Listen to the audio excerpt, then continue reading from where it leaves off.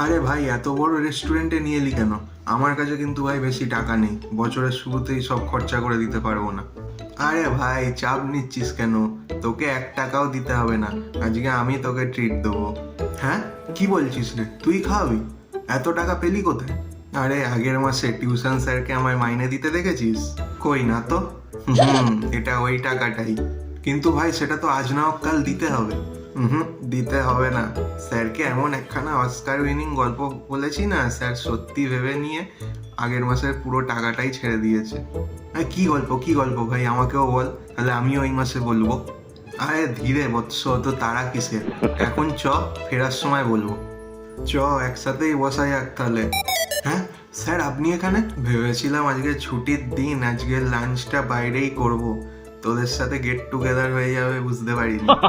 আমি কিছু করিনি স্যার, আমি কিছু জানি না এসব ব্যাপারে, ও আমায় নিয়ে এসছে। স্যার আর করবো না, আর করবো না, কালকেই আপনার ফিসটা দিয়ে দেবো, এবারটা ছেড়ে দিন স্যার, আর করবো না। আরে দাঁড়া, পালাচ্ছিস কেন? তোর অস্কারের প্রাইজটা নিয়ে যা।